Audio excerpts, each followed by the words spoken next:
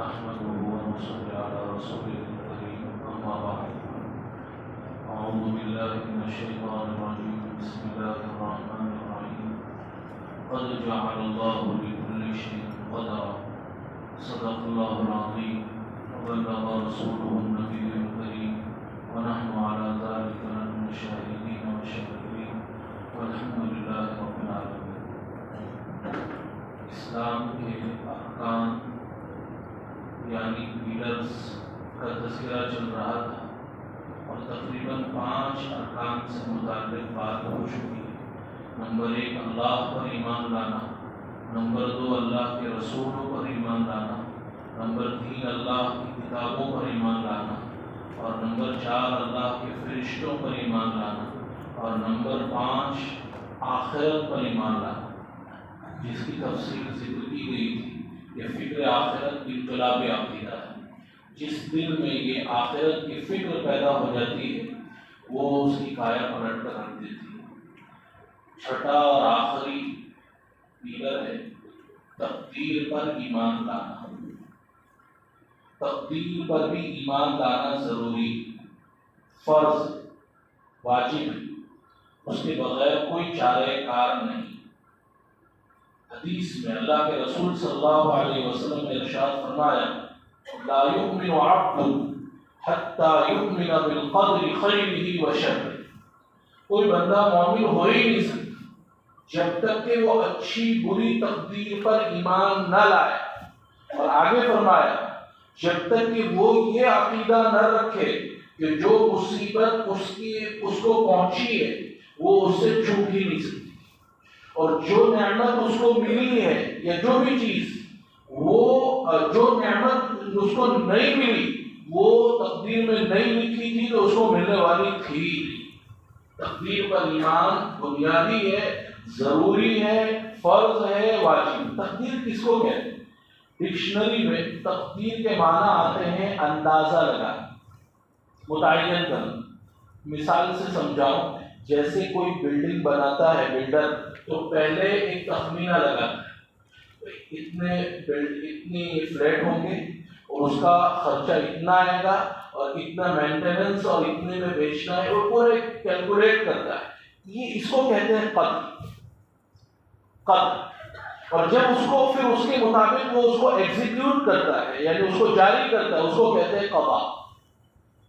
اللہ تعالیٰ کی یہ جو تقدیر ہے، تقدیر کا مطلب یہ ہوتا ہے کائنات میں جو کچھ ہو چکا پاس ماضی میں اور جو ہو رہا ہے پریزنٹ میں فی الحال اور جو فیوچر میں مستقبل میں ہونے والا ہے، سب اللہ کے علم میں ازل سے. ازل کا مطلب ہمیشہ سے اللہ کے علم. کوئی چیز اللہ کے علم سے باہر نہیں. لا يعزب عنه مثقال ذرة في السماوات. حدیث قرآن میں تو یہاں تک کہ وما تسقط من ورقة الا يعلمها. کوئی پتا نہیں گرتا مگر وہ اللہ کے علم میں ہوتا ہے. کوئی چیز اللہ کے علم سے باہر نہیں. اور اللہ تعالیٰ نے اس کو سب کو لکھ کر رکھ دیا ہے لوح محفوظ میں. جو کچھ ہو چکا، جو کچھ ہو رہا ہے، جو کچھ ہونے والا ہے، ایک ایک چیز کو اللہ تعالیٰ نے لوح محفوظ میں بالکل لکھ کر رکھ دیا ہے. سپر کمپیوٹر پورا اس میں لکھا ہوا ہے. اور قرآن میں بل هو قرآن مجید فی لوح محفوظ. ایک جگہ ما فرطنا فی الکتاب من شیء. لوح محفوظ میں لکھنے سے کوئی چیز اللہ نے چھوڑی نہیں ہے. زید کا انتقال اور بکر کی شادی اور خالد کے بچے کتنے ہوں گے سب کچھ تقدیر کے اندر اللہ تعالیٰ نے لکھ کر رکھ دیا ہے. کوئی چیز اس کی سیلری کتنی ہوگی، وہ کتنا کمائے گا، کتنے دانے کھائے گا، دانے دانے پر لکھا ہوا ہے کھانے والے کا نام. سب کچھ تقدیر کے اندر لکھا ہوا ہے. اور پھر جو کچھ ہوتا ہے وہ اللہ کی مشیت اور ارادے اور چاہنے سے ہوتا ہے. اللہ کے چاہنے سے ہوتا ہے. اس گفتگو سے آپ سمجھ گئے ہوں گے تقدیر کے 3 مرحلے. یعنی ذہن میں سوال ابھرتا ہے کہ جب تقدیر میں سب کچھ لکھا ہوا ہے تو پھر تو انسان مجبوری محض گناہ کر رہا ہے. تو تقدیر میں لکھا ہوا ہے اس لیے گناہ کر رہا ہے، کسی کو قتل کر رہا ہے، کسی جھوٹ بول رہا ہے، تو تقدیر میں لکھا ہوا ہے وہ کرے تو کیا کرے، مجبور محض ہے. پھر اس کو گناہ نیکی کر رہا ہے تو تقدیر میں لکھا ہوا ہے، وہ تو مجبور ہے، اس کو کرنا ہی کرنا ہے، نماز پڑھنی ہی پڑھنی ہے، تو ثواب کیسے؟ ثواب پر تو اشکال نہیں ہوتا، لیکن گناہ پر آدمی کے ذہن میں شیطان ڈالتا ہے کہ جب تقدیر میں لکھا ہوا ہے تو میرے گناہ کرنے پر سزا۔ یہ جو میں بیان کر رہا ہوں اس سے انشاءاللہ بات پوری واضح ہو جائے گی، کلیئر ہو جائے گی کہ تقدیر کے 3 مرحلے، تین اسٹیپ۔ نمبر 1، پہلا اسٹیپ ہے اللہ کا علم ازلی۔ جیسا کہ میں نے شروع میں بتلایا کہ کائنات میں جو کچھ ہو چکا، ہو رہا ہے، ہونے والا ہے، سب اللہ کے علم میں ہمیشہ سے موجود، لیکن اس کی وجہ سے بندہ مجبور نہیں ہوتا۔ مثال سے سمجھاؤں، ایگزامپل سے، کوئی بچہ کسی استاد کے پاس پڑھتا ہے، ٹیچر کے پاس، سر کے پاس، استاد ایک ایک بچے کی کیفیات، سائیکولوجی کو جانتا ہے۔ استاد پہلے سے کہہ دیتا ہے یہ بچہ امتحان میں، ایگزام میں فیل ہوگا، تو کیا وہ بچہ یا اس کے والدین، گارجین یہ کہہ سکتے ہیں کہ استاد نے فیل کیا، استاد نے کہا تھا کہ بچہ فیل ہوگا؟ نہیں، استاد کے علم میں تھا کہ بچے نے پورے سال محنت کی نہیں ہے، تو استاد نے فیل بنایا نہیں، بتلایا۔ بتلانے اور بنانے میں فرق ہے۔ حضرت علی فرماتے ایک نقطے کا فرق ہے، بتلانا میں تا ہے، 2 نقطے، اور بنانا میں ایک ہے، 1 نقطہ۔ نقطے کو سمجھیے، بتلانا الگ چیز ہے، بنانا الگ چیز۔ دوسری مثال، آپ اپنے کسی مریض کو جو ہارٹ کا مریض تھا ڈاکٹر کے پاس لے کر گئے، ڈاکٹر نے دیکھا، چیک اپ کیا، اور چیک اپ کرنے کے بعد کہا کہ آپ گھر لے جائیں، اللہ نہ کرے کبھی ایسا ہو، وہ کہا گھر لے جائیے، یہ 2 دن کا مہمان ہے، 2 دن کے بعد مر جائیں گے۔ تو آپ کیا ڈاکٹر کو کلیم کرتے ہیں، ڈاکٹر پر الزام لگاتے ہیں کہ ڈاکٹر نے مار دیا ہے؟ ڈاکٹر نے مارا نہیں، ڈاکٹر نے بتلایا ہے، اس کو میت بنایا نہیں ہے۔ یہ کہا اپنے علم اور تجربے کی روشنی میں، یہ کہا ہے کہ 2 دن کے بعد انتقال، اور ایسا ہی ہوتا ہے، 2 دن کے بعد انتقال ہو جائے۔ نہیں، اللہ کے علم میں جو سب کچھ ہے اس کی وجہ سے بندہ مجبور نہیں ہوتا۔ یہ نہیں کہا جا سکتا کہ اللہ کے علم میں ہے، تقدیر میں سب کچھ، تو پھر بندہ مجبور۔ نمبر 2، دوسرا اسٹیپ، قصد اور ارادہ۔ کیا مطلب؟ اللہ کے علم میں تو پہلے سے ہے، لیکن اللہ نے بندے کو اپاہج نہیں بنایا ہے، اختیار دیا ہے، اس کو ارادہ کرنا۔ مثال کے طور پر میں ابھی آپ کے سامنے ہاتھ ہلانے کا ارادہ کرا اور ہلایا، پہلے میں نے ارادہ کیا، پہلے میں نے بولنے کا ارادہ کیا پھر بولا، تو یہ ہم فرق۔ ایک ہوتا ہے وہ جس کا ہاتھ میں راشا ہوتا ہے، ہاتھ وہ ارادہ نہیں کرتا پھر بھی بلا ارادہ، تو مرتعش کہتے ہیں عربی میں اس کو، جس کے ہاتھ میں راشے کی بیماری ہو، اس کا ہاتھ بغیر ارادے کی حرکت کرتا ہے، اور ہم جو اپنے ہاتھ کو ہلاتے ہیں وہ اپنے ارادے سے۔ تو اللہ کے علم میں کوئی بات ہونے سے آدمی کا اختیار، آدمی کا ارادہ سلب نہیں ہوتا۔ اللہ نے پاور دے رکھا ہے، انسان نیکی کا بھی ارادہ کر سکتا ہے اور برائی کا بھی ارادہ، اور یہ جو طاقت ہے قوت ارادی جس کو ہم کہتے ہیں فیصلے کی طاقت، اسی کے نتیجے میں انسان اچھے کام بھی کرتا ہے، برے کام بھی کرتا ہے، اور اسی کو قرآن اور حدیث میں کسب کہا گیا، لہا ما کسبت وعلیہا ما اکتسبت، برائی کرے گا اس کے اوپر وبال، گناہ ہوگا۔ تو یہ جو وبال ہوتا ہے، گناہ ہوتا ہے، وہ اللہ کے علم کی وجہ سے نہیں بلکہ کسب کے نتیجے میں۔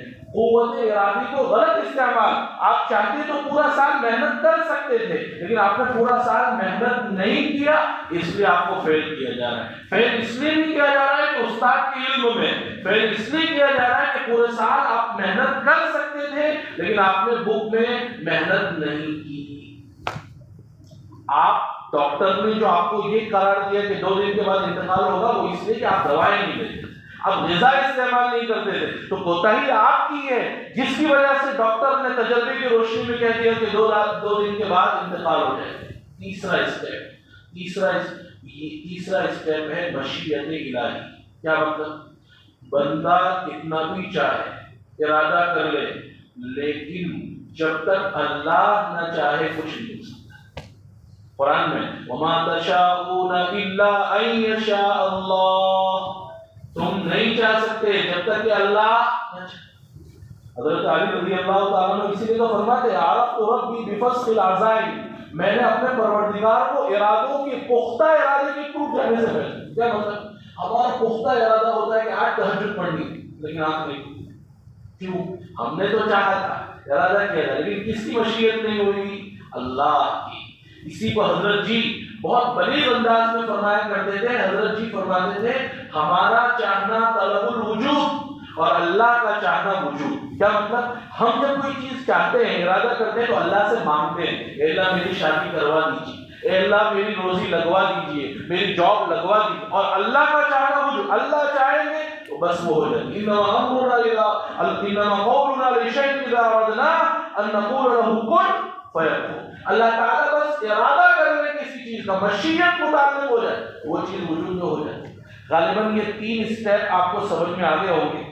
اللہ کے علم میں پہلے سے ہے، بندہ اس کام سے پہلے ارادہ کرتا ہے، اس کو اختیار ہے، اور پھر اللہ کی مشیت ہوتی ہے۔ لیکن چونکہ دنیا دارالامتحان ہے، یہ دارالاسباب ہے، یہ امتحان کی جگہ ہے، اس لیے اگر بندہ نیکی کا ارادہ کرتا ہے تو اللہ تعالیٰ اپنی مشیت اس کے ساتھ کر دیتے ہیں، اور اگر برائی کا ارادہ کرتے ہیں تو اللہ کہتے ہیں ٹھیک ہے، تو برائی کا من شاء فلیؤمن ومن شاء فلیکفر، جس کو کفر کرنا ہے کفر کرے، جس کو ایمان لانا ہے ایمان لائے، تو اللہ اس پر اللہ راضی نہیں ہوتے۔ مشیت الگ چیز ہے اور رضا راضی ہونا الگ چیز۔ جیسے کوئی بچہ اپنے ماں باپ سے کہتا ہے کہ مجھے الگ کر لینا، میں آپ کے ساتھ نہیں رہنا چاہتا، تو ماں باپ دل سے تو راضی نہیں ہے، وہ تو چاہتے ہیں کہ بچہ میرے ساتھ رہے، اس لیے کہ بچہ جب باپ بنتا ہے نا، جب اس کو اندازہ ہوتا ہے کہ بیٹے کی جدائی کیسی سوہانے روح ہوتی، لیکن وہ کہتے ہیں ٹھیک ہے بیٹا آپ اپنا گھر الگ بسانا چاہتے ہو، تو راضی ہونا الگ چیز ہے اور چاہنا الگ چیز ہے۔ اللہ تعالیٰ گناہ کا ارادہ آدمی کرتا ہے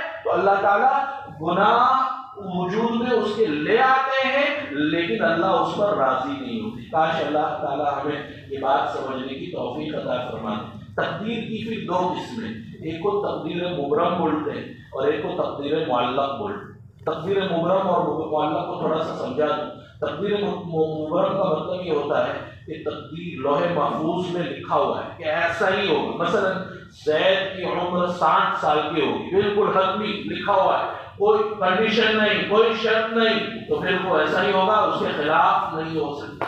اللہ یہی فرق ہے اللہ اور بندے، اللہ کا علم قطعی ہوتا ہے، اس کے خلاف کبھی بھی ہو نہیں سکتا، اور استاد اور ڈاکٹر اس کا علم ظنی ہوتا ہے، کبھی اس کے خلاف بھی ہو جاتا ہے۔ سمجھنا مثال کے طور پر استاد نے کہا کہ بچہ کنڈم ہے، فیل ہو جائے، اب بچے کے دل پر لگتی، اس نے رات دن محنت کی اور محنت کر کے فرسٹ نمبر لے کر آئے، اس کے خلاف بھی ہو جاتا ہے۔ ڈاکٹر کہہ دیتا ہے کہ مریض 2 دن کا مہمان ہے، بس اس کا کوئی علاج نہیں، لیکن اس کے بعد سالہ سال زندہ تھے۔ یہ فرق ہے اللہ کے علم اور بندے کے علم کے درمیان۔ میں جو کہنا چاہ رہا ہوں تقدیر مبرم کا مطلب تقدیر میں بالکل حتمی شکل میں لکھا ہوں، اور ایک ہوتی تقدیر معلق، اس کو کنڈیشن کے ساتھ لگا دیا، شرط لگا دی۔ کیا مطلب؟ زید اگر ماں باپ کی خدمت کرے گا تو 80 سال کی عمر ہوگی، اور اگر ماں باپ کی خدمت نہیں کرے گا تو 60 سال کی، تو بظاہر کنڈیشن کے ساتھ، لیکن یہ ہمارے اعتبار سے اللہ تو جانتے ہیں کہ خدمت کرے گا تو اس کی عمر 80 سال کی ہی ہوگی، اللہ کے اعتبار سے کنڈیشن نہیں ہوتی، ہمارے اعتبار۔ اب آپ کو اس حدیث کا مطلب سمجھ میں آ گیا ہوگا جس میں اللہ کے رسول صلی اللہ علیہ وسلم نے فرمایا تقدیر کو کوئی چیز نہیں ٹالتی مگر دعا۔ کیا مطلب؟ دعا سے تقدیر ٹل جاتی، مطلب وہی تقدیر کی دوسری قسم تقدیر معلق، یعنی حدیث لوح محفوظ میں یہ لکھا ہوا ہے کہ اگر دعا کرے گا تو یہ مصیبت ٹلے گی، اور اگر دعا نہیں کرے گا تو یہ مصیبت نہیں ٹلے گی۔ حدیث میں کوئی آدمی نیکی کرتا ہے تو اس کی عمر میں اضافہ ہو جاتا ہے، تو اس کا مطلب یہی تقدیر میں کنڈیشن کے ساتھ لکھا ہوا ہے کہ اگر نیکی کرے گا تو 70 سال، اور اگر نیکی نہیں کرے گا تو 60 سال۔ اللہ تعالیٰ ہمیں تقدیر کو سمجھنے کی توفیق عطا فرمائے۔ تقدیر کا عقیدہ جو ہے نا، اس کا دنیا میں کیا فائدہ ہے؟ انسان پہلے بھی کہہ چکا ہوں بن گیا ہے، ہر چیز میں 25 پیسے کا فائدہ تلاش کرتا ہے، تو ہم تقدیر پر ایمان لائیں گے، اس کا دنیا میں کیا فائدہ؟ دنیا میں بہت سارے فائدے، سب سے بڑا فائدہ ہے دل، سکون، اطمینان، یہ بہت بڑا فائدہ ہے۔ اس کو تھوڑا سا میں وضاحت کے ساتھ آپ کو سمجھاؤں۔ انسان جو ہے نا وہ فطری طور پر، نیچرلی طور پر حریص واقع ہو، وہ چاہتا ہے کہ ہر بھلائی مجھے مل جائے، گاڑی میرے پاس ہو، بنگلہ میرے پاس ہو، زمین جائیداد میرے پاس ہو، اور دنیا کی ہر نعمت، اور کوئی غم، کوئی مصیبت، کوئی ٹینشن مجھے نہ ملی۔ یہ انسان کی فطرت میں، نیچر میں اللہ تعالیٰ نے رکھا ہے حرص، لالچ۔ اب انسان لالچ کرتا ہے، مثلاً کسی کی گاڑی دیکھی اور اس کے منہ میں پانی آیا کہ اس کے پاس جو گاڑی ہے وہ میرے پاس ہونی چاہیے۔ اب تو حل سے کھاتے ہیں، یا تو مل جائے گی یا نہیں ملے گی، مل گئی تو بہت خوش، لیکن نہیں ملی تو پھر وہ ایک سخت ذہنی تناؤ، ڈپریشن، نفسیاتی طور پر ایک کرب میں مبتلا ہو جاتا ہے، مجھے کیوں نہیں ملے، اس کے پاس ہے مجھے کیوں نہیں ملے۔ یہ انسان کے اندر ایک خیال اس طرح کا آتا ہے۔ اب دنیا جو ہے نا، دنیا کے یہاں ہر ایک کو وہ ہمیشہ خوشی نہیں ملتی، دنیا رنج اور خوشی کا سنگم، یعنی یہاں خوشی بھی ملتی ہے اور یہاں رنج بھی ملتا ہے، راحت بھی ملتی ہے اور تکلیف بھی ملتی ہے۔ بڑے سے بڑا بادشاہ، ملٹی ملینر بھی ہو تو وہ یہ نہیں سوچ سکتا کہ مجھے کوئی غم نہیں۔ دنیا میں بادشاہ بھی ہوگا، ملٹی ملینر بھی ہوگا تو اس کو بہت غم۔ حضرت تھانوی رضی اللہ مرتضی نے واقعہ لکھا ہے لکھنؤ کے نواب کا۔ پہلے نوابوں کی حکومت چلتی تھی، آزادی سے پہلے تو لکھنؤ کے ایک نواب صاحب، حضرت تھانوی فرماتے ہیں کہ وہ نواب صاحب کے یہاں میں گیا تو وہ نواب صاحب نے اپنی مال کی تفصیل بیان کی، اتنی زمینیں ہیں اور اتنی جائیداد ہے اور یہ ہے اور وہ ہے اور وہ ہے وہ ہے۔ حضرت تھانوی فرماتے ہیں آخر میں انہوں نے کہا لیکن میں کھانا نہیں کھا سکتا، جب بھی کوئی چیز کھاتا ہوں وہ فوراً قے ہو جاتی ہے۔ وہ اندر اللہ تعالیٰ نے ایک وال بنایا ہے، وہ وال سونے کے وقت بند ہو جاتا ہے، اسی لیے کھانا باہر نہیں آتا۔ لیکن جس کا وہ وال ویک ہو جاتا ہے ان کو بیٹھے بیٹھے سونا پڑتا ہے۔ ایسے آج بھی لوگ موجود ہیں، ان کا وہ بیڈ ایسا بناتے ہیں کہ وہ کھڑے کھڑے نہیں سو سکتے، اگر لیٹ کر سونے گے تو سارا کھانا باہر آ جاتا ہے۔ تو نواب صاحب نے کہا حضرت دعا کر دیجیے، اتنا سب کچھ ہے لیکن میں کھانا، بریانی موجود ہے لیکن اللہ نے بریانی کھانے کی نعمت سے ان کو محروم کر رکھا ہے۔ جو بات میں سمجھانا چاہتا ہوں، دنیا میں ہم یہ سوچتے ہیں کہ میں، ہر آدمی یہ سوچتا ہے کہ میں ہی مصیبت زدہ ہوں، مصیبت کا مارا میں ہی ہوں، تکلیف میرے ہی اوپر ہے۔ دنیا میں کوئی ایسا نہیں۔ شیخ سعدی فرماتے ہیں دری دنیا کسے بے غم نہ باشد، اگر باشد بنی آدم نہ باشد، اس دنیا میں کوئی بے غم نہیں ہو۔ بے غم بیوی تو وہ بے غم نہیں، بے غم کا مطلب بغیر رنج و غم کا۔ دنیا میں کوئی رنج و غم کے بغیر نہیں ہوگا، اگر ہوگا تو انسان نہیں۔ انسان ہے تو ٹینشن تو ہے ہی، فکر تو ہے ہی، غم تو ہے ہی، مصیبت تو ہے ہی۔ تو اب جب دنیا میں دونوں چیزیں پیش آتی، کافر اور مومن میں یہیں سے فرق ہو جاتا ہے، ان کی لائن یہاں سے الگ ہوتی ہے۔ کافر کیا سوچتا ہے کہ میرے اوپر ہی ٹینشن کیوں آئی، میری ہی تجارت میں لاس کیوں ہوا، میری ہی جاب کیوں چھوٹ گئی، بس پھر وہ خودکشی پر سوچتا ہے، کیونکہ ایمان نہیں ہے، تقدیر پر ایمان نہیں ہے، اللہ پر ایمان نہیں، تو وہ کیا ٹرین کے نیچے آ جاتا ہے، کبھی برج کے اوپر سے چھلانگ لگاتا ہے، پانی کے اندر ڈوب کر مر جاتا ہے، اور کبھی معلوم نہیں کس طریقے سے۔ آپ نے سنا ہوگا کہ مومن کی خودکشی کے واقعات آپ نے بہت کم سنے ہوں۔ مدرسے میں پڑھنے والے تنخواہیں کم، پڑھانے والے تنخواہیں کم، لیکن آپ نے ابھی یہ اکا دکا واقعات کبھی آپ نے سنے ہوں گے، ورنہ آپ نے کبھی نہیں سنا ہوگا۔ وہ الحمدللہ مزے کی پوچھیں گے آپ کیسے ہیں، 1000 2000 3000 تنخواہ ہے، آج کے زمانے میں بھی 5000 تنخواہ، الحمدللہ الحمدللہ۔ اور ان کا حل کیا ہے، ان کی 50 لاکھ کی سیلری ہوگی لیکن وہ آپ کو شکوہ کرتے ہی نظر آئے گا، بہت مندی چل رہی ہے، بہت یہ ہے، چنا۔ نتیجہ کیا ہوتا ہے، ذرا ٹینشن، ذرا فکر آئی، فوراً وہ ٹائر کے نیچے آئے۔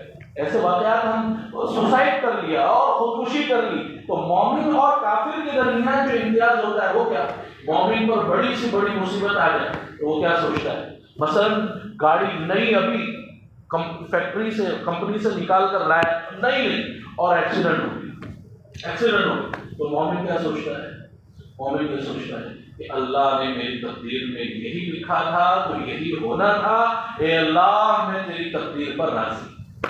وہ تو سوسائڈ کر لے گا، نئی گاڑی ابھی لانچ ہوئی اور میں نے خریدی اور وہ تو سوسائڈ کر لے گا۔ اور مومن میں تقدیر پر ایمان کا دنیا میں فائدہ بیان کر رہا ہوں، آدمی کو اللہ تعالیٰ ایک عجیب قسم کا سکون، اطمینان دے دیتے ہیں۔ اور واقعہ یہ کہ تقدیر پر ایمان کے بغیر یہ سکون مل نہیں سکتا۔ کیوں؟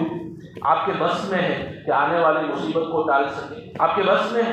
دنیا کی بڑی سی بڑی طاقتیں مل کر مصیبت کو نہیں ٹال، ابھی جیسے زلزلہ آیا ترکی کے اندر اور فلاں اور فلاں اور فلاں، ساری ٹیکنالوجی لگا دی، وقت سے پہلے بتلا دیا جاتا ہے کہ زلزلہ آنے والا ہے، لیکن بے بس انسان تو مصیبت کو کوئی ٹال نہیں سکتا، اس میں جھک مار کر کوئی چارہ کار نہیں اللہ کی تقدیر پر راضی رہنے کے علاوہ۔ تو آپ بھی کو راضی رہنا چاہیے۔ جو مصیبت آئی، وہ ایک بزرگ کا واقعہ لکھا ہے، ان کے کھانے میں گلی سڑی سبزی آئی، گلی سڑی سبزی، تو بزرگ نے کیا، تمام تعریف اللہ کے لیے جس نے روزی کی تقسیم کے وقت مجھے یاد تو رکھا۔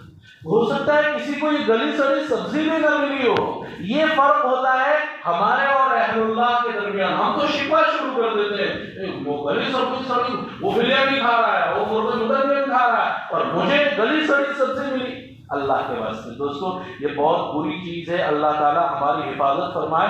ایک روایت میں اللہ کے رسول نے فرمایا جب اللہ تعالیٰ کوئی فیصلہ کرتے ہیں تو چاہتے ہیں کہ بندہ اس کے فیصلے پر راضی ہو، اور ایک روایت میں آپ نے فرمایا وَرْضَ بِمَا قَسَّمَ اللَّهُ لَكَ تَكُنْ أَغْنَى النَّاسِ۔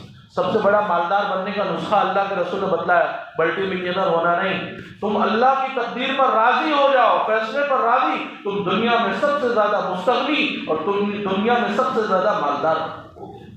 مجھے اللہ کا دیا بہت، میرے پاس اللہ کا دیا بہت زیادہ موجود۔ تو خلاصہ کلام یہ ہو گیا کہ تقدیر پر ایمان کا دنیا میں ایک فائدہ یہ ہے کہ اس سے توحید مضبوط ہوتی ہے۔ توحید اس لیے کہ ایک اللہ، آپ کو اللہ ہے نا، ایک اللہ کو ماننے کا نام توحید۔ نمبر 2، پھر آدمی اللہ سے لو لگا، مصیبت اللہ بھیجتے ہی سی، اللہ کو بندے کو رلانا مقصود نہیں ہوتا، مقصود یہ ہوتا ہے اپنی طرف متوجہ کرنا۔ اللہ تعالیٰ مصیبت اس لیے دیتے ہیں تاکہ بندہ اللہ کی طرف، تو مصیبت نہ آئے تو پھر تو آدمی اپنے آپ کو فرعون ہی سمجھ بیٹھے، انا ربکم الاعلی، میں کبھی سر میں درد نہیں ہوا فرعون کے، تو ظاہر سی بات ہے وہ تو خدائی کا دعویٰ کرے گا ہی۔ تو یہ مصیبت ہمارے لیے نعمت ہے، علماء فرماتے ہیں مصیبت بھی نعمت ہے۔ اللہ تعالیٰ سے یہ نہیں مانگنا چاہیے اللہ مصیبت بھی نعمت اور اللہ راحت بھی نعمت، راحت کی نعمت سے اس کو بدل دے۔ کتنی پیاری دعا ہمارے اکابرین نے ہمیں سکھلائی۔ نمبر 2، تیسرا فائدہ یہ ہے کہ آدمی نفسیاتی طور پر، سائیکولوجی طور پر مطمئن رہتا ہے تقدیر پر ایمان کے نتیجے میں۔ دوستو خلاصہ یہ نکلا کہ جب ہم تقدیر پر ایمان لاتے ہیں تو تقدیر پر کا عقیدہ جو ہے نا، آج کل عام طور سے اس میں بڑی کوتاہیاں اور غلطیاں ہوتی ہیں۔ نمبر 1، سب سے پہلے کوئی بھی واقعہ پیش آنے سے پہلے تقدیر کا بہانہ کر کے تدبیر سے ہاتھ نہیں بچانا چاہیے۔ کیا مطلب؟ ایک آدمی دکان نہیں کرتا، کوئی دھندا نہیں کرتا، پوچھو کیوں نہیں کرتے تو کہتا ہے کہ تقدیر میں جو لکھا ہے وہ ہوگا۔ یہ غلط ہے۔ اللہ کے رسول صلی اللہ علیہ وسلم، ایک آدمی عمل نہیں کرتا، نماز نہیں پڑھتا، روزہ نہیں رکھتا، پوچھو کیوں نہیں کرتے؟ تقدیر میں لکھا ہے جو ہونا ہے وہ تو ہو کر رہے گا۔ اللہ کے رسول صلی اللہ علیہ وسلم سے صحابہ نے پوچھا، یہ صحابہ کا احسان ہے، ضروری تمام سوالات کر کے گئے، پوچھا اے اللہ کے رسول تقدیر پر بھروسہ کر کے ہم عمل کو چھوڑ دیں؟ آپ نے فرمایا نہیں، عمل کرو، کل میسر لما خلق لہ، ہر آدمی کے لیے وہی آسان ہے جس کے لیے وہ پیدا کیا گیا۔ جنت کے لیے پیدا کیا گیا تو جنت کے اعمال آسان، اور جہنم کے لیے پیدا کیا گیا اللہ حفاظت فرمائے تو جہنمی اعمال آسان۔ اسی لیے ڈرتے رہنا چاہیے۔ حدیث میں مثال کے طور پر بہت عبادت کرتا ہوں، تہجد بھی پڑھتا ہوں، اشراق اور نہیں ہوتی میری، اور چاش تو زندگی بھر ناکامی ہوا، اور وہ بھی ماشاءاللہ پابندی کے ساتھ 20 رکعت پڑھتا ہوں، لیکن مجھے تکبر نہیں کرنا چاہیے۔ کیوں؟ حدیث میں آتا ہے کبھی انسان نیک عمل کرتا رہتا ہے حتیٰ کہ جنت اور اس کے درمیان ایک بالش کا فاصلہ رہ جاتا ہے، بلس، جس کو گجراتی میں بلس بولتے ہیں، یعنی مطلب بالکل جنت کے قریب، لیکن تقدیر کا لکھا ہوا غالب آ جاتا ہے۔ تقدیر میں لکھا ہے جہنمی، اور پھر وہ جہنمی والا اعمال شروع کر دیتا ہے اور جہنمی کو۔ اس لیے تکبر نہیں عبادت پر، میں بہت نمازی، میں بہت حاجی، ہر سال حج کرتا ہوں، ہر سال عمرہ کرتا ہوں، اتنے مدرسے میں چندے دیتا ہوں اور یہ کرتا ہوں، کبھی احسان نہیں۔ اللہ تمہارے پیسوں کے محتاج نہیں، تم محتاج ہو، تم فقراء کو دینے کے محتاج ہو، تم مدرسے میں دینے کے محتاج، یہ محتاج نہیں ہے۔ یہ تقدیر پر ایمان کے سلسلے میں غلطی یہ ہوگی۔ تو کبھی بھی تقدیر کا بہانہ کر کے عمل سے ہاتھ نہیں دھونا چاہیے۔ نمبر 2، تقدیر اختیار کے منافی نہیں ہو۔ جیسا کہ ابھی بتایا ٹرین کا ٹائم ٹیبل بنا ہوتا ہے، اتنے بجے واپی پہنچے گی، اتنے بجے وہ ولساڑ پہنچے گی، اتنے بجے، لیکن اگر کبھی بائی چانس بیچ میں کوئی جانور آ گیا تو کیا وہ ٹرین چلانے والا ڈرائیور یہ کہے گا کہ نہیں ٹائم ٹیبل سیٹ ہے تو مجھے تو اس کے مطابق میں گاڑی یہاں روک نہیں سکتا؟ نہیں، جیسے ٹائم ٹیبل بنا ہوا ہونا یہ ڈرائیور کے اختیار کو ختم نہیں کرتا۔ ڈرائیور کو اختیار ہے کہ جہاں ایمرجنسی ہو وہاں گاڑی روک دے، چاہے 1 گھنٹہ کی 10 گھنٹہ گاڑی روکی رہے، لیکن جان کا نقصان نہیں ہونا چاہیے، مال کا نقصان نہیں ہونا چاہیے۔ تو ٹائم ٹیبل بنا ہوا ہونا ڈرائیور کے اختیار کو ختم نہیں کرتا، تقدیر میں لکھا ہوا ہونا انسان کے اختیار کو ختم نہیں کرتا۔ تیسری بڑی غلطی یہ ہوتی ہے کہ تدبیر کی ہم تدبیر، اب تدبیر کرنے کے بعد فیصلہ اللہ پر چھوڑ دینا چاہیے۔ ہوتا کیا ہے، مثال کے طور پر کسی کوئی عزیز آپ کا رشتہ دار بیمار، آپ نے علاج کروایا، نوساری لے کر گئے، بمبئی لے کر گئے، سیفی ہاسپٹل، علاج کرانے کے بعد انتقال ہو، اب کیا ہونا چاہیے؟ بس مرضی مولا ہما مولا، اللہ کی مرضی یہی تھی۔ اب ہوتا کیا ہے، ادھر ادھر باتیں شروع ہو جاتی۔ میں اسی بیان کر رہا ہوں کہ ہمارے معاشرے میں اگر اس کو سورت کے بجائے بمبئی لے کر جاتے ہیں نا تو یہ نہیں ہوتا، اگر فلاں ڈاکٹر کو دکھاتے ہیں نا تو ایسا رزلٹ نہیں آتا۔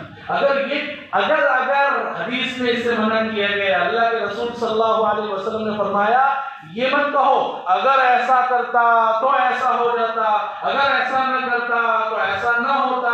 یہ لو جو ہے نا عربی میں اس اگر کو لو بولتے ہیں، لو، یہ اردو والا وہ انگلش والا نہیں، لو، وہ لو بھی شیطان کے عمل دخل کو کھول دیتا ہے، لیکن یہاں میں جو بات کر رہا ہوں اگر مگر شیطان کے عمل دخل کو شروع کر دیتا ہے۔ کیا مطلب؟ شیطان انسان کے عقیدے کو کمزور، ساری تدبیر جتنی کرنی تھی وہ مرنے سے پہلے اب انتقال ہو گیا، اب ڈبیٹ چھوڑ دیجیے، یہ کر لیتے تو یہ ہو جاتا، یہ نہیں کرتے تو یہ نہیں ہوتا، یہ سب چھوڑ دیجیے۔ یہ میں اس لیے بیان کر رہا ہوں کہ ہمارے معاشرے میں باقاعدہ ایسی باتیں سنی جاتی ہے، یہ آدمی کے عقیدے تقدیر کو کمزور کرنے والی چیز ہے۔ تقدیر بس اللہ کا فیصلہ یہی تھا۔ اب چاہے آپ لندن لے کر جاتے ہیں، جب بھی موت آنے والی تھی، ہمارا ایمان اتنا مضبوط ہونا چاہیے، ایسا نہیں کہ بمبئی لے کر جاتے تو موت نہیں آتی، اگر لندن برطانیہ پوری دنیا میں علاج کروا لیتے، لیکن موت لکھی تھی تو موت آ کر رہے تھے۔ یہ ایک بہت اہم نکتہ ہے، اس کو پیش نظر نہ رکھنے کی وجہ سے بڑے غلط فہمیاں ہوتی۔ چنانچہ حدیث کی کتابوں میں واقعہ لکھا ہے، ایک مرتبہ پلیگ پھیلا تھا، طاعون امواس۔ حضرت عمر رضی اللہ تعالیٰ عنہ شام سیریا کے قریب تھے، وہاں پتہ چلا کہ طاعون پھیلا ہوا، تو فوج کے جو جنرل تھے حضرت ابو عبیدہ بن الجراح وہ بھی موجود تھے۔ حضرت عمر نے واپس ہونے کا ارادہ کیا، اس لیے اللہ کے رسول کی حدیث عبد الرحمن بن عوف نے سنائی، اگر کسی شہر میں طاعون بیماری پلیگ پھیل جائے اور تم وہاں ہو تو باہر مت جاؤ، اور اگر وہاں نہیں ہو تو وہاں مت جاؤ، اس لیے کہ اس سے عقیدہ خراب ہونے کا اندیشہ ہوتا ہے، جیسے ہم نے کورونا کے زمانے میں دیکھا۔ اب حضرت عمر نے واپس ہونے کا ارادہ کیا تو ابو عبیدہ بن الجراح نے حضرت عمر سے کہا کہ آپ اللہ کی تقدیر سے بھاگ رہے ہیں، یعنی مطلب کہنے کا یہ تھا کہ موت لکھی ہوگی تو آ کر رہے گی، آپ واپس کیوں ہو رہے؟ تو حضرت عمر نے فرمایا کاش ابو عبیدہ تمہارے علاوہ کوئی بات کہتا، فرمایا ہم اللہ کی تقدیر سے بھاگ رہے، اللہ کی تقدیر کی جانب۔ کیا مطلب؟ مصیبت آنے سے پہلے احتیاطی تدابیر اختیار کرنا تقدیر کے خلاف نہیں ہے، تقدیر کے خلاف۔ کورونا کے زمانے میں بہت سے لوگ سمجھتے ہیں کہ کچھ نہیں ہوتا، اللہ نے جو تقدیر، ارے ماسک لگانا اس لیے تاکہ سانس کی وجہ سے بیماری منتقل نہ ہوتی۔ دجال کے بارے میں حدیث میں آتا ہے عیسیٰ علیہ السلام کی سانس میں اللہ نے وہ طاقت رکھی ہے کہ دجال کو اگر وہ قتل نہ بھی کرتے ان کی سانس کی وجہ سے وہ پگھل کر ختم ہو جاتا۔ تو ایک احتیاطی تدابیر اختیار کرنا یہ کوئی تقدیر کے منافی نہیں ہے۔ لوگ کہتے ہیں کہ اس کا ایمان کمزور، ایسا لوگ کہتے ہیں سنیں گے ان کا ایمان کمزور۔ ہاں، مصیبت آنے کے بعد پھر اگر مگر نہیں کرنا چاہیے، اگر ماسک لگاتا جب بھی موت آنی تھی۔ میرے خیال سے میں بات کو واضح کر چکا ہوں گا کہ کب اگر مگر کرنا چاہیے اور کب اگر مگر نہیں کرنا چاہیے۔ اللہ ہم سب کو صحیح سمجھ نصیب فرمائے۔ مولانا مسیح اللہ خاص خلاصہ پوری گفتگو کا یہ ہو گیا آج کی گفتگو کا کہ مصیبت آنے سے پہلے پوری تدبیر کرنی ہے، ڈاکٹر کو دکھانا ہے، دوائیں کھانا ہے، مصیبت آنے کے بعد پھر فیصلہ اللہ کے فیصلے کو پر چھوڑ دیجیے، جو اللہ چاہیں گے وہ ہوگا۔ اگر نعمت ملی تو الحمدللہ، اور مصیبت آئی تو انا للہ و انا الیہ راجعون۔ اس کی وجہ سے مومن کبھی پریشان نہیں۔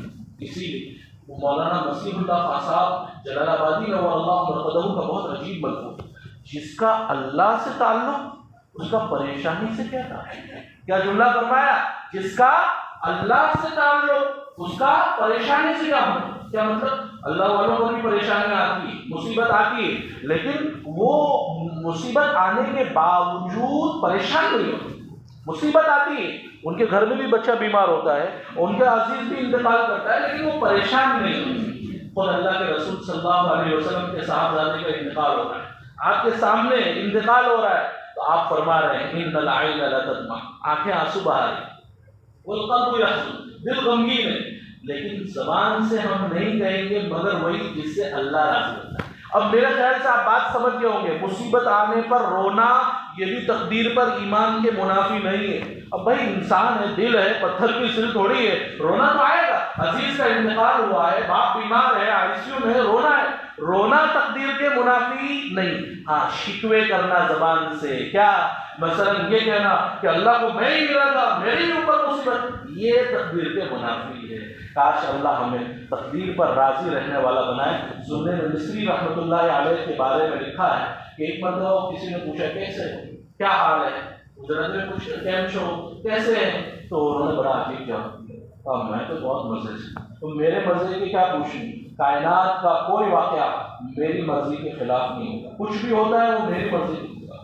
انہوں نے کہا حضرت آپ کی کیا کہہ رہے ہیں کہ میری مرضی؟ کہا میں نے اپنی مرضی کو اللہ کی مرضی میں فنا کر دیا، جو جس پر اللہ راضی میں اس پر راضی، تو ظاہر سی بات ہے کائنات میں جو ہو رہا ہے وہ کس کی مرضی سے ہو رہا ہے؟ اللہ کی مرضی سے، تو بھیا میری مرضی سے ہو رہا ہے۔ مرضی مولا از ہما اولا، اللہ جس حال میں رکھے وہ حال اچھا، نہ فقیری اچھی ہے نہ مالداری اچھی ہے، اللہ جس حال میں رکھے وہ حال اچھا ہے۔ اللہ ہمیں کاش تقدیر پر راضی رہنے والا بنا دے، یہ بہت بنیادی چیز ہے۔ اللہ تعالیٰ، ڈاکٹر عبداللہ عارفی کا شعر ہے، مجھ کو اس سے کیا غرض کس جام میں ہے کتنی میں، مجھ کو اس سے کیا غرض کس جام میں ہے کتنی میں، میرے پیمانے میں لیکن حاصل میخانہ ہے۔ یعنی کس کے پاس کتنی دولت ہے، اس کے پاس کتنی زمین ہے، اس کے پاس کتنا ہے، مجھے اس سے کیا لینا دینا، میرے پاس اللہ کا دیا ہوا بہت ہے، میری گاڑی چل رہی ہے، میرے گھر میں فاقہ نہیں، بس میرے لیے اتنا کافی۔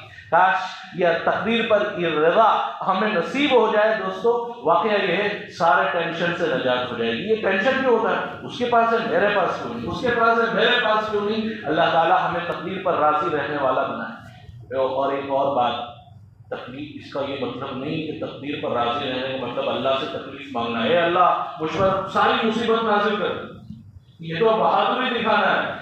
اللہ سے تو عافیت مانگی ہے، اللہ عافیت عطا فرما۔ ہاں مصیبت آ جائے بغیر مانگے تو سب۔ حدیث میں ایک واقعہ بیان کیا گیا، اللہ کے رسول ایک صحابی کی عیادت کے لیے گئے تو دیکھا ہارٹ پنجر چوزے کی طرح بالکل۔